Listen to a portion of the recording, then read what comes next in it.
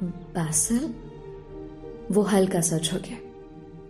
झुकने से उसके लंबे सिल्की बाल बेख्तियार बासिल के मुंह को छूने लगे।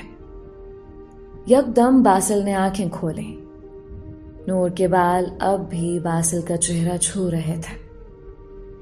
बेसाख्ता बासिल ने हाथ बढ़ाकर नूर की नाक में मौजूद नोजपिन को छुआ और जल्द ही हाथ पीछे कर लिया। यह उसे क्या हो रहा था? वो क्यों इतना बेख्तियार हो रहा था? ये सब वो समझने से कासिर था। दूसरी तरफ नूर के दिल की धड़कनें भी तेज हो गई थी। वो भी जल्दी से साइड पर हटी। इससे पहले वो कुछ बोलती बासिल उठा और कमरे से बाहर चला गया। 2-3 दिन गुजर गए थे, बासिल घर नहीं आया था। नूर कुछ परेशान थी, मगर उसने सब मामलात अल्लाह पर छोड़ दिए थे। उस वक्त वो पूरे घर में अकेले थे। सिर्फ नौकर चाकर ही थे, क्योंकि सरमद साहब शादी के दूसरे दिन ही ऑफिस की फ्लाइट से बाहर चले गए थे। बासिल भी 3 दिन से घर नहीं आया था। वो बोर हो रही थी जब उसे लॉन में माली के 2 छोटे बच्चे खेलते नजर आए। वो भी बाहर चले गए और उन बच्चों के साथ खेलने लगे।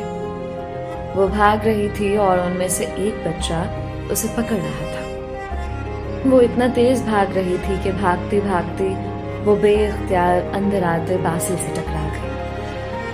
पर वक्त बासिल उसे ना थामता तो वो गिर जाते। उसके दोनों हाथ बासिल ने थाम रखे थे। दुपट्टा सर से सिरक कर कंधे पर ढल चुका था। वही गहरी आंखें, वही खूबसूरत लंबे बाल और नाक में पहनी नोजपिन। एक कशिश सी थी, एक मासूमियत थी जो बासिल को महसूस होती थी। आराम से गुजर जाती तो? ये पहली बात थी जो बासिल ने शादी के बाद से लेकर अब तक कही थी। आपने थाम लिया ना? देखें, गिरने नहीं दिया। वो हल्का सा मुस्कुराई। एक छोटा सा डिंपल उसके गाल पर नुमाया हुआ। इतना कहते वो शर्माती हुई अंदर की जानिब तेज तेज कदम बढ़ाने लगी, जबकि वो सोच रहा था कि इतनी खूबसूरती कम थी कि ऊपर से एक डिंपल नुमा चांद भी उसकी गाल पर रख दिया गया था। क्या आज कोई स्पेशल गेस्ट आ रहे हैं? क्या मैं खाना खुद बना लूं? मुझे खाना बनाना आता है। आपके मेहमान बहुत खुश होंगे। नूर ने बेडशीट ठीक करते हुए कहा।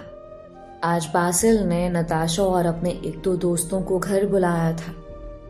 नताशा को बुलाने का मकसद ये था कि वो नूर को अपने और बासिल के बारे में बता दे और ये कह दे कि नूर बासिल की जिंदगी से चली जाए, क्योंकि बासिल को लगता था कि अगर नताशा खुद नूर से बात करेगी तो नूर घर छोड़कर चली जाएगी। यूं बासिल को बाबा के आने के बाद ये बहाना भी मिल जाएगा कि वो खुद ही चले गए। बासिल, जो कि शर्ट पहने अपने शर्ट के बटनों के साथ उलझा हुआ था, उसने नूर की बात सुनकर उसकी जानिब देखा, जैसे कह रहा हो जो मर्जी करो। एक पल को जाने क्यों उसके दिल ने कहा कि नूर में क्या कमी है, मगर जल्द ही वो काबू पा गया। क्या हुआ? कोई मसला है? नूर ने बासिल को शर्ट से उलझते हुए देखा तो पूछा। शायद बटन टूट गया है शर्ट का, लगता है दूसरी पहननी पड़ेगी, उसने तंग होते हुए कहा। सुने, यहीं रुके, मैं अभी आती हूं। इतना कहते वो सुई धागा ले आई, जबकि बासिल हैरत से उसे देखता रहा। वो हर काम में माहिर थे। सुई में धागा डाल के वो बासिल की शर्ट पर लगे सामने के बटन सीने लगे। बासिल बहुत गौर से ये सब देख रहा था। बटन सीते हुए नूर के बाल बार बार उसकी आंखों पर आ रहे थे। जाने क्या सोचते बासिल ने धीरे से हाथ बढ़ाया और नरमी से उसके बाल कानों के पीछे कर दिए। वो धागा मुंह में डाले चुपचाप सी बासिल को देखने लगे। आज की तारीख में बटन लग जाएगा? उसकी बात सुनती वो फिर से बटन सीने लगे। बटन